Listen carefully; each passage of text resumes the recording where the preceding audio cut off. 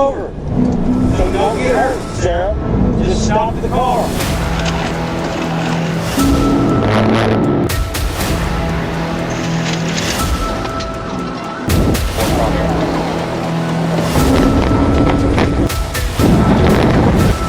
Trying to box him in.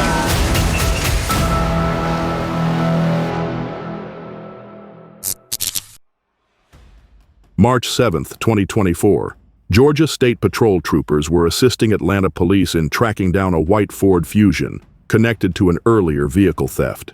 It didn't take long before the car was spotted in a parking lot on Martin Luther King Jr. Drive. Once it pulled onto the roadway, officers moved in. The stop itself was initiated over a window tint violation, a routine reason on paper, but the situation shifted quickly. Instead of stopping, the driver accelerated, veering through residential roads, running lights, and passing cars in oncoming lanes. At that point, the decision had been made, and the chase was on. He's all right. Dog switch you, dog switch you. He's got a blank around. Give a second, give a second. Probably gonna go that.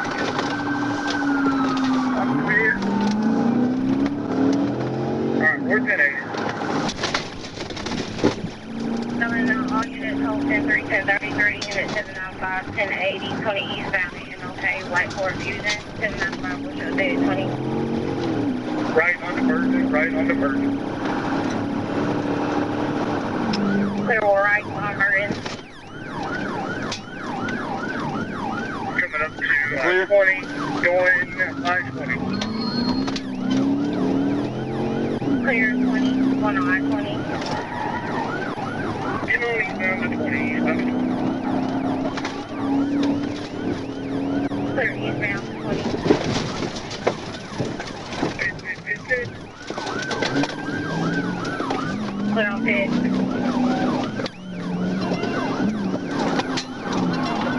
Another pit.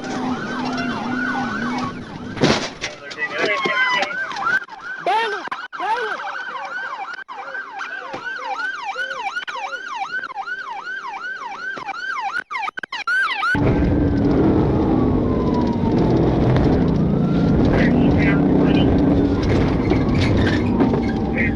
A pit maneuver was used to slow the vehicle down, but it recovered briefly before a second attempt pushed it into a guardrail and brought it to a stop.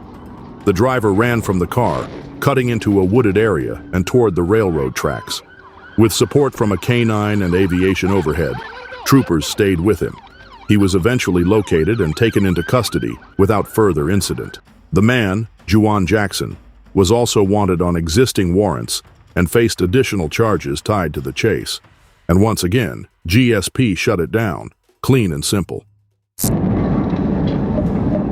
It was December 27th of 2021. A trooper monitoring traffic in Bibb County clocked a Ford Ranger doing 90 in a 70.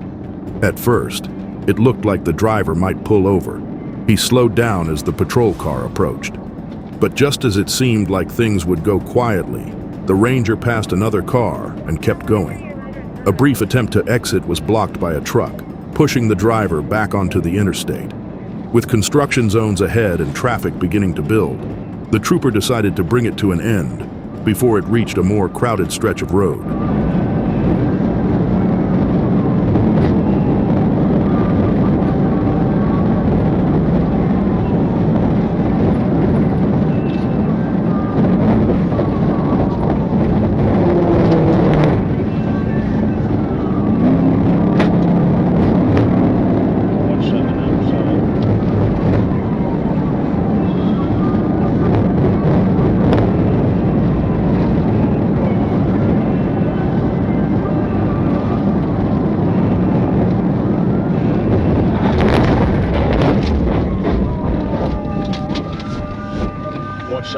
Side.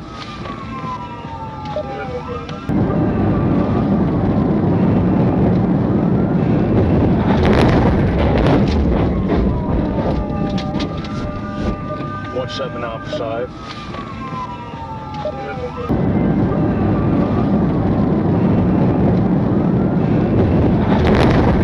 The pit maneuver was clean, but sent the truck into a violent rollover down an embankment, eventually coming to rest on its side.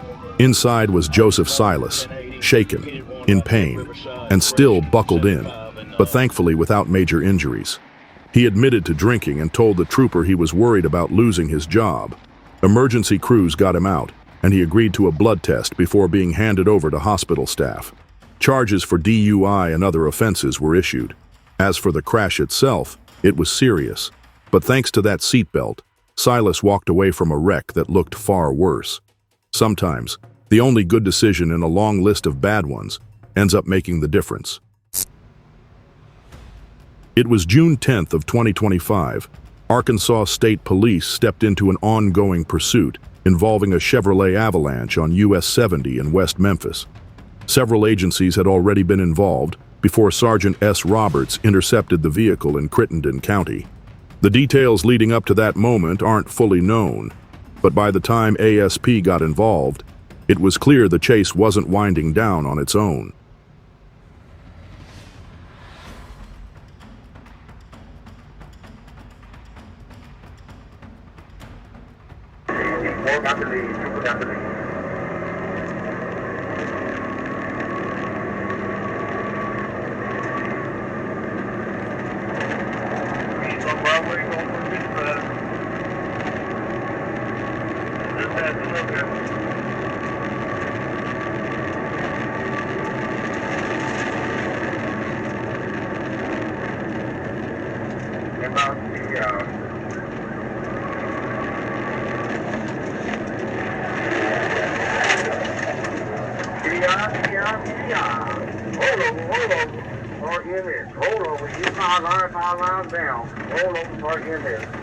Sergeant Roberts executed a textbook pit maneuver, and it hit really hard. The Avalanche rolled multiple times before finally coming to a stop. Remarkably, the driver survived, thanks to one decision they got right again: wearing a seatbelt. Might have been the only smart move all day. And as for ASP, it was another example of how they step in, take control, and bring chaos back to order. No big show, just solid work when it counts. If you frequently watch police chases, by now you must know that ASP doesn't mess around, and especially when ASP troopers commit to a TVI, it's usually with purpose. And on the night of July 10th, it took two to finally stop a fleeing suspect. Faulkner County deputies had requested assistance on Interstate 40, where a Chevy Blazer was pushing 100 miles per hour and weaving recklessly through traffic. Trooper Tanner Crossland merged on as the pursuit passed, eventually taking lead and executing the first tactical vehicle intervention.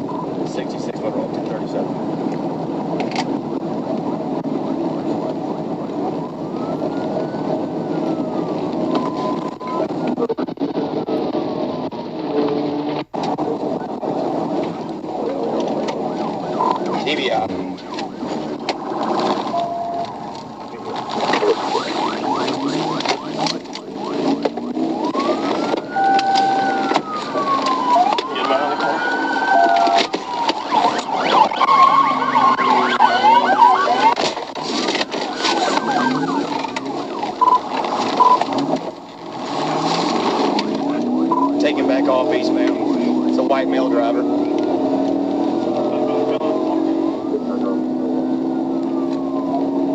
64th primary.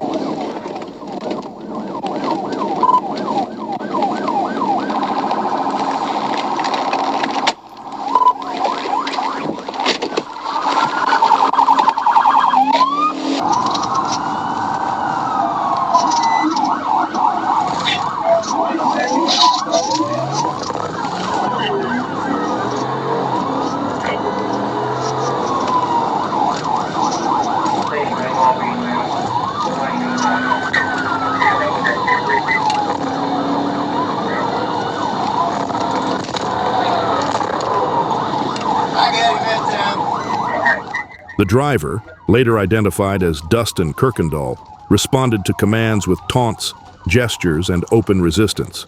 He exited his vehicle slowly, refused to comply, and physically resisted as officers attempted to arrest him.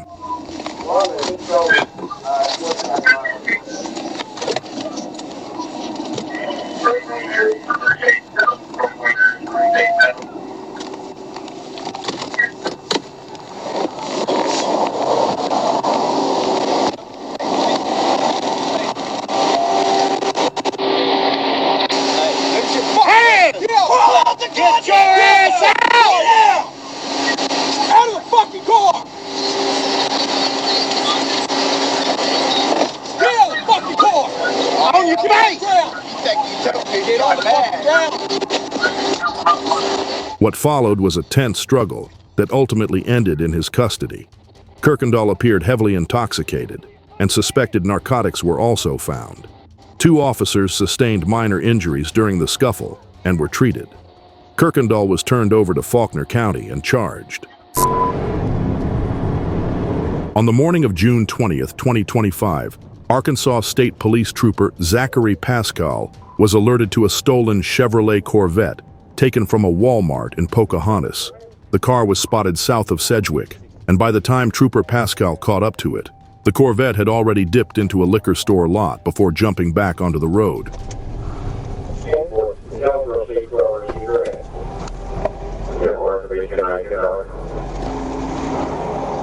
Roll the windows down.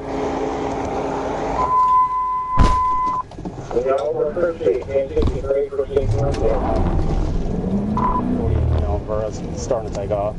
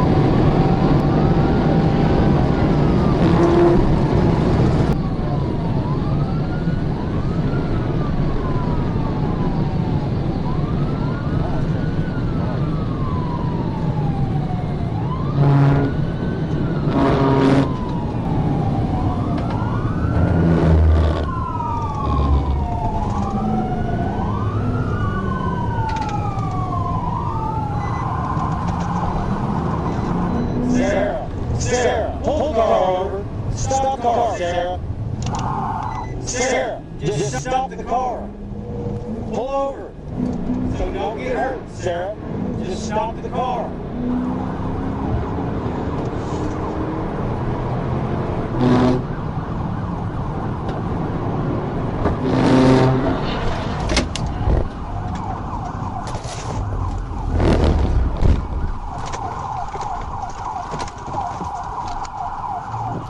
Trooper Pascal moved in and used a tactical vehicle intervention to end it.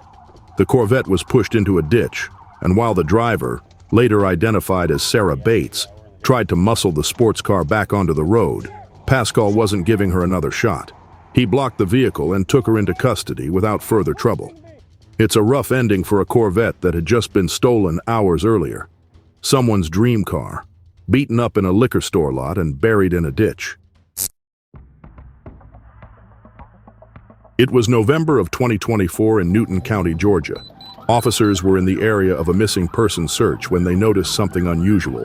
A driver who pulled over, paused for a moment, and then backed up, trying to leave the scene. When officers attempted to stop him, he took off, and the chase was on. Soon, the speeds climbed into the 70s and 90s through residential zones, and with Georgia State Patrol and Newton County deputies now involved, things were starting to get serious. I'm helping another jurisdiction in the 1080.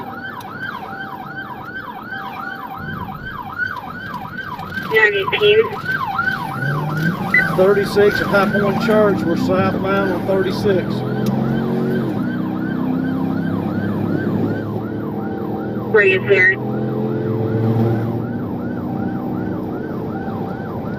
Do you know what jurisdiction it is? Anybody called you yet? It's an unmarked silver Tahoe.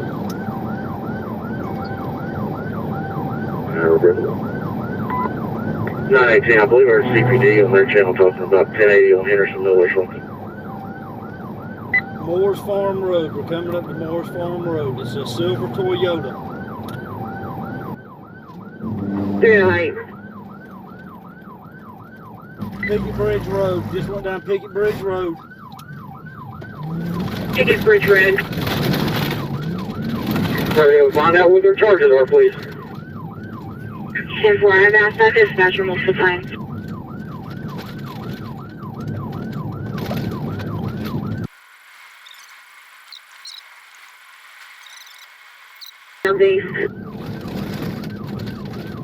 Radio, the PD's still in the lead.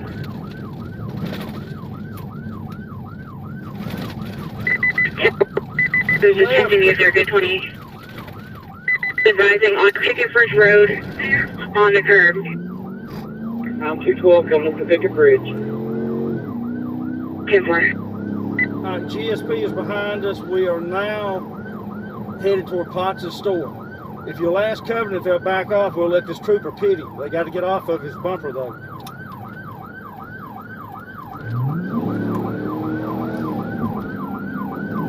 Jacob, when you pit, we'll spin and pin, spin and pin. Right on with them. When you pit, we'll spin and pin.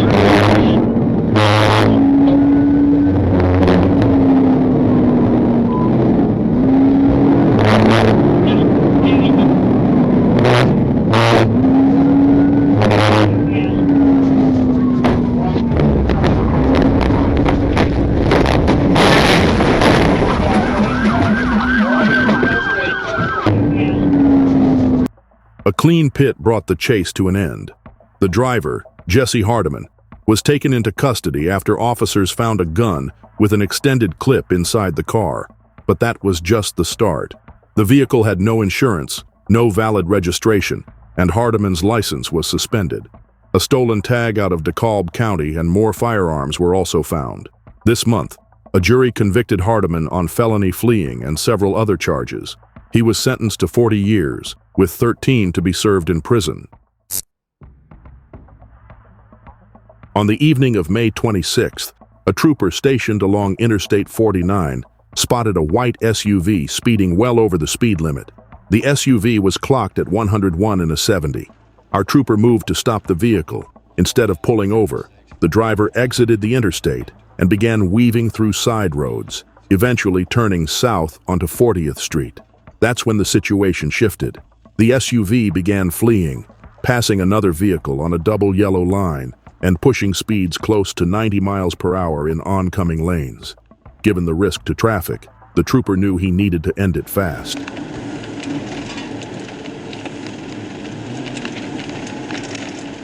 We're still eastbound on Wagon Wheel, Matthew. Okay, you want me to 1019? Well, he turned his flashers on, but it's odd because, I mean, we're going a ways down. Okay, I'm coming.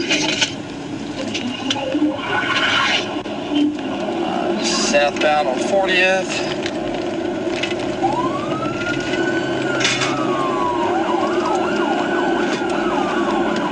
What's the address on the church? I don't know. 6 we'll be southbound on 40th. 1037, Matthew. 1037 southbound. For all units, 1063 on 1637.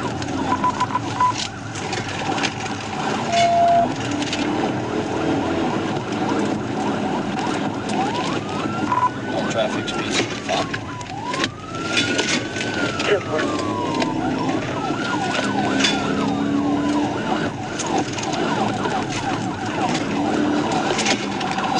Kind of, sort of.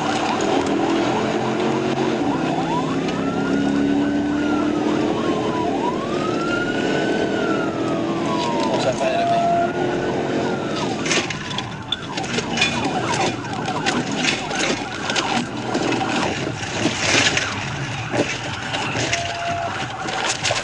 TBI. Show me your hands. Show me your hands. Stop moving. Show me your hands. Show me your hands. A pit maneuver brought the chase to an end, but the driver, later identified as Brent Wright, wasn't done yet. After sliding over to the passenger side and hopping out, he made a short sprint on foot before giving up and dropping to the ground. Once in custody, a check revealed he had a felony warrant through the post-prison transfer board.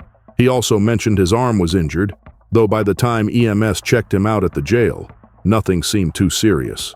Wright was cleared by the hospital and faced a list of charges, both felony and misdemeanor, in circuit court. May 14, 2024. White County deputies were already in pursuit of a gold Pontiac for careless driving when the driver chose to take off instead.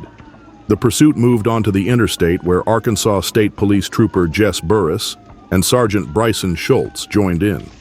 Now, when ASP joined the chase, you know things were about to get interesting fast.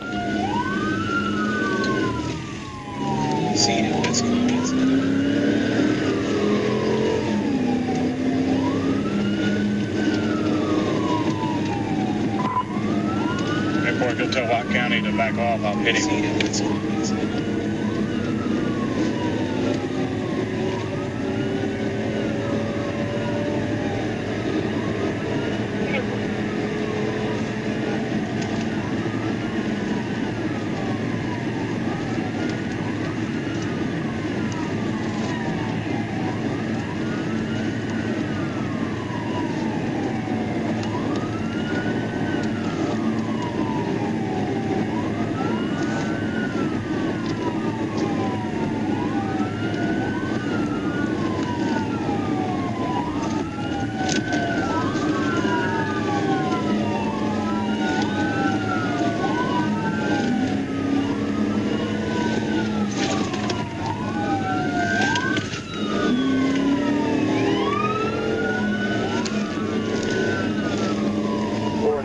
I'll call it out secondary.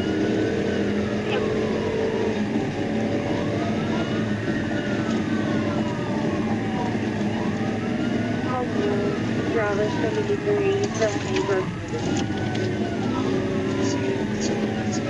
Or if you can get White County to back off, looks like you're going to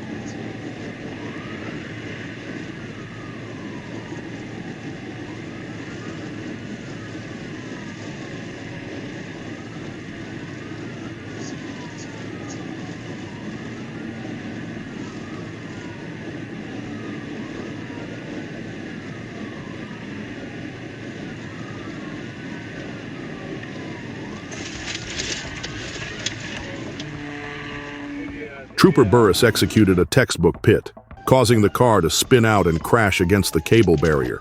Even with the car disabled, the driver stayed in the vehicle and refused to follow commands.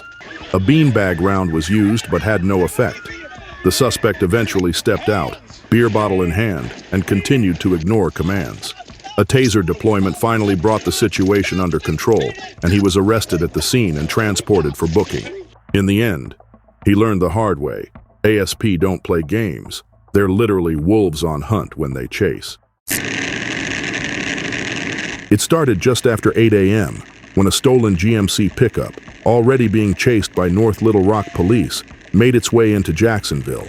It was raining, traffic was building, and the truck was heading straight into residential streets near a high school.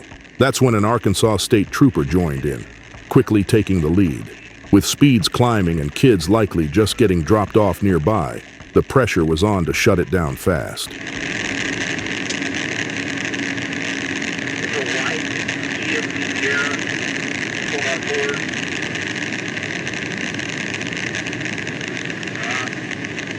We're taking regular exit. I know that whole bottom of the straight path.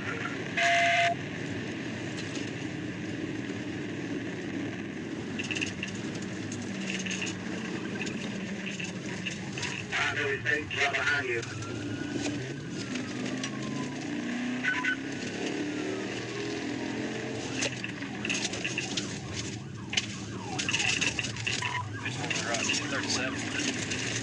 Turn Mark Road, Dana Street. Everybody into this directed for Adam 54 to 37.